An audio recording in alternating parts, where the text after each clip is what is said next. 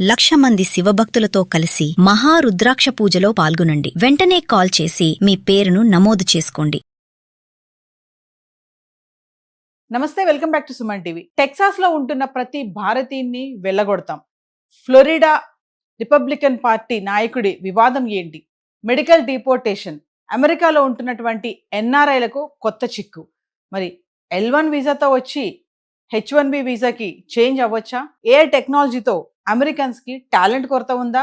H1B visa fee పెంచిన తగ్గని demand, USA versus Indians. మరి వీటన్నిటిపైన ఒక క్లారిటీ ఇవ్వడానికి ఈరోజు మనతో పాటు ఉన్నారు special guest, founder and chairman of global Telangana association నుంచి విశ్వేశ్వర రెడ్డి గారు. నమస్తే సార్. నమస్కారం సార్, H1B వీసా ఫీజు ఎప్పుడైతే $1,00,000 అయ్యిందో అప్పటి నుంచి కొంతమందికి అయితే ఇబ్బందులు ఎదురవుతున్నాయి. మరి ఒకసారి L1 తో వచ్చిన వాళ్ళు కూడా H1B కూడా మారొచ్చు అని చెప్పేసి అంటున్నారు. అసలు L1 అంటే ఏంటి? ఆ రూల్స్ ఎలా ఉంటాయి సార్? టిపికల్ గా L1 అనేది ఇంట్రా కంపెనీ ట్రాన్స్ఫర్ అంటారు. అంటే ఇండియాలో ఉన్న కంపెనీ, ఎగ్జాంపుల్ మనం TCS తీసుకుందాం, ఎగ్జాంపుల్ ఫర్ రెఫరెన్స్ కోసం. TCS లో ఉన్న టెక్నాలజీ ఎంప్లాయీని అమెరికాలో ఉన్న TCS కి పంపిస్తారు. సో దీన్ని L1 intra company transfer. L1 ఈ కంపెనీ నుంచి ఆ కంపెనీకి ఇంట్రా కంపెనీ.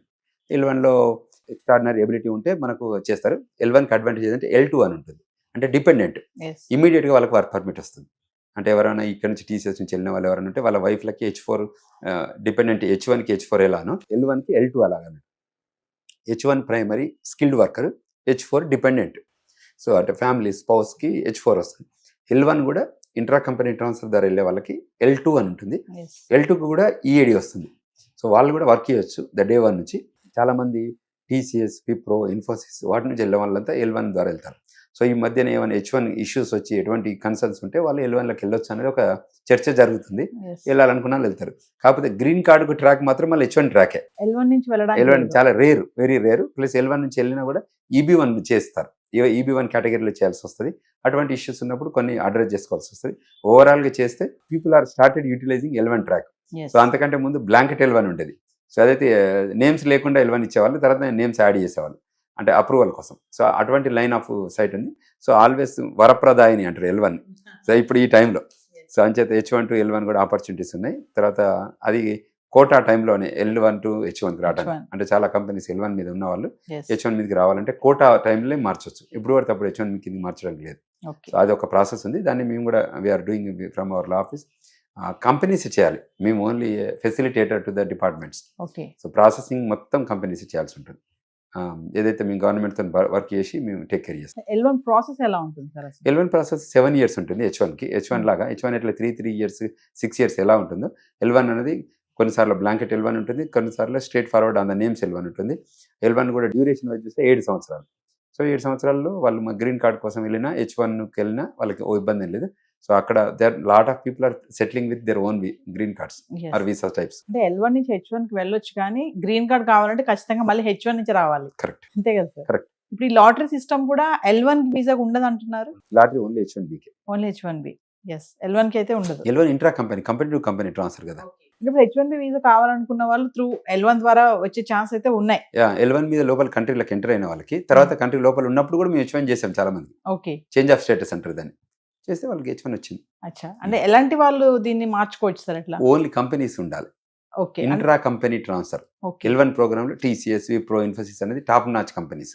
అందులో ఉన్న రిసోర్సెస్ అమెరికాకి వెళ్తారు కదా, ఆ ట్రైనింగ్ వెళ్ళేటప్పుడు వీళ్ళు వాడుతుంటారు. ఆ ఎంప్లాయ్మెంట్ అయ్యేటప్పుడు ఇది వాడతారు. సో ఇంకా లాంగ్ ఎక్స్టెండెడ్ కావాలంటే అప్పుడు మిగతా వీసా చేయాల్సి వస్తుంది. ఇప్పుడు L1, L2, H1B visa, EB5 ఇవన్నీ చాలా ఉన్నాయి కదా సార్ రకాలు వీసాస్ లో. అంటే అసలు ఏంటి సార్ ఒకసారి చెప్తారా వాటి గురించి? ఏంటంటే టిపికల్ గా ఆల్ఫాబెటికల్ లెటర్లు A to Z ని Z అంటాం అమెరికాలో. ప్రతి లెటర్కి ఏదో టైప్లో, ఒక లెటర్కి ఏదో ఒక వీసా టైప్ ఉంటుంది. అంటే డిఫైనింగ్ ద వీసా టైప్స్ అనేది USCIS చేయాలంటే ఎక్కడి నుంచి స్టార్ట్ చేయాలి కదా. సో F1 అంటే మనకి ఎక్కువ మన ఈ రెండు తెలుగు రాష్ట్రాల వాళ్ళు చూసేదంటే F1 వీసా స్టేటస్. అది స్టూడెంట్ రూపకంగా వాళ్ళకి అప్లికేషన్ పెట్టుకుంటారు, I-20 పెట్టుకుంటారు, అక్కడ ఉన్న యూనివర్సిటీకి మేము ఎలిజిబిలిటీ అప్లై అని. సో తర్వాత వాళ్ళు ఏం చేస్తారంటే రివ్యూ చేసి okay you are eligible and వాళ్ళకి లెటర్స్ ఇష్యూ చేస్తారు, yes you are approve to join అవ్వచ్చు అని. సో దాని తర్వాత మళ్ళీ డాక్యుమెంటేషన్ వ్యాలిడేషన్ చేస్తారు, సెటప్ చేసుకొని వెరిఫై చేసుకున్నాకనే అప్రూవల్ ఇచ్చేస్తారు. సో దానివల్ల చాలా మంది కూడా బెనిఫిట్ అయిన వాళ్ళు ఉన్నారు.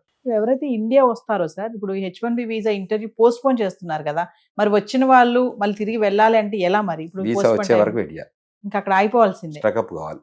అందుకోసం మేము చాలా కేర్ఫుల్గా అందరికి విజ్ఞప్తి చేసేది అంటే మీరు ఎవ్వరు కూడా కంట్రీ దాటి బయటికి రాకండి. కంట్రీ దాటి బయటకు వచ్చాక మనం మంచి పార్టీలు చేసుకోవచ్చు, కానీ ముందే ఈ స్ట్రెస్లో ఉన్నప్పుడు వచ్చి వెడ్డింగ్స్ అని అదని చెప్పేసి ఇక్కడ వచ్చి ఇరుకపోయి పేరెంట్స్ని బాధ పెట్టి వాళ్ళు బాధపడి ఇట్లా చాలా మంది నాకు 10 కేసులు వచ్చాయి ఇక్కడ హైదరాబాద్లో స్టక్ అయిపోయి ఇక్కడ ఉన్నారు పాపం.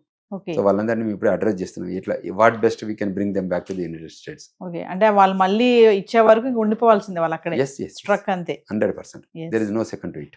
మళ్ళీ యుఎస్ కాన్సులేట్ దయతలిచి మనకు వీసా ఇవ్వాలి, ఏదో ఒకటి అవుతుంది. ఈ 7 వరకు అమెరికా రావచ్చు. ఫైనల్ ఒక విషయం చెప్పండి సార్, డాలర్ డ్రీమ్స్ మరి ఇప్పుడు చెదిరిపోతున్నాయి అని అనుకోవచ్చు అంటారంటే అమెరికా వెళ్ళాలనుకునే వాళ్ళందరికీ కూడా ఎలాంటి సజెషన్స్ చెప్తారు మీరు? మేము 100% రిక్వెస్ట్ చేస్తున్నాం, ఇక్కడ గ్రాడ్యుయేషన్ చేశాక మాస్టర్స్ కోసం హైయర్ ఎడ్యుకేషన్ కోసం మీరందరూ కూడా ఒక 2 సంవత్సరాలు రండి, నచ్చితే ఉండండి. పేరెంట్స్ నీడ్స్ కానివ్వండి, పేరెంట్స్ బిజినెస్ కానివ్వండి, ఇటువంటి ఇష్యూస్ ఉన్నప్పుడు మీరు కూడా రావచ్చు. లేదు నేను అదే కంట్రీలో ఉంటాను, నా కంట్రీలో ఆపర్చునిటీస్ కోసం వెతుకుతాను, ఇంకా గొప్పగా ఎదుగుతాను అనుకుంటే అక్కడ కూడా ఉండొచ్చు. There are types of visas, మేము హెల్ప్ చేస్తాం. ఈ లెటర్స్లో F1 అయితే స్టూడెంట్స్, H1B అయితే స్కిల్డ్ వర్కరు, తర్వాత H4 అంటే డిపెండెన్సీ, ఇప్పుడు B1కి B2 ఎట్లనో L1కి అట్లా L2, తర్వాత అట్లనే O1 O2 ఉంటుంది, తర్వాత EB5 ప్రోగ్రామ్ ఉంటుంది, తర్వాత H1Bలో ఇంకా స్కిల్డ్ లేబర్లో ఉన్న డిఫరెంట్ టైప్స్ ఉంటాయి, వొకేషనల్ ట్రైనింగ్ ఉంటుంది, M3లో అట్లా M వీసా టైప్స్, అంటే లెటర్ ట్రాక్ వైజ్ ఒక్కొక్క వీసా ఉంటుంది. సో అందులో మనం ఏదైనా ఒక ట్రాక్లో వెళ్తే అందులో ముందుకు వెళ్ళిపోవచ్చు. సక్సెస్ స్టోరీస్ ఉంటాయి అందులో. వీళ్ళంతా ఎడ్యుకేషన్ సెక్టర్ పట్టుకున్నారు కాబట్టి ఎక్కువ మందికి అవకాశాలు వచ్చాయి ఇప్పుడు. సో అంచేత అందరు కూడా రావండి. పేరెంట్స్ కూడా ఒక విజ్ఞప్తి చేస్తున్నాం, మీ పిల్లల్ని మీరు 2 ఏళ్ళు అక్కడికి పంపండి, చదివిపియండి మంచిగా. వాళ్ళకి చెప్పండి ఈ 2 ఏళ్ళ మటుకు మీకు కావాలంటే 1 ఎకరం అమ్ముతాము అంటే వాళ్ళ ఫైనాన్షియల్, లేదు అంటే లోన్ తీసుకుంటాము, నేను ఎండ్ టు ఎండ్ మీ ఫీజు కడతాను అని ఒక ప్రామిస్ చేయండి విద్యార్థులకి. అప్పుడు మీరు ఎక్కడ కూడా ఏ స్టోర్లో కానీ, గ్యాస్ స్టేషన్లో కానీ, లొక్కర్ స్టోర్లో కానీ ఎక్కడ కూడా మీరు పని చేయొద్దు. మీరు ఓన్లీ యూనివర్సిటీలో ఆథరైజ్డ్ వర్క్ చేయండి. దొరికితే దొరికింది, దొరకకపోయినా పర్లేదు చదువుకోండి. Focus on education. పోయిన పర్పస్ అది. ఇది కాకుండా నేను స్టోర్లలో పని చేస్తా, గ్యాస్ స్టేషన్ పని చేస్తా, గ్రోసరీ పని చేస్తా, డబ్బు అక్కడే తీసుకొని అక్కడే ఫీజు కడతా అంటే అమెరికా డిజిటల్ ఏజ్లో మొత్తం ట్రాక్ చేస్తుంది. వాళ్ళు ఐడెంటిఫై చేస్తే మనం వయలేట్ చేస్తున్నామని, లేకపోతే మనం చేసే యాక్షన్స్ని బట్టి చేస్తే వాళ్ళు పోలీసు వాళ్ళని ఎంగేజ్ చేస్తారు. Okay, thank you very much.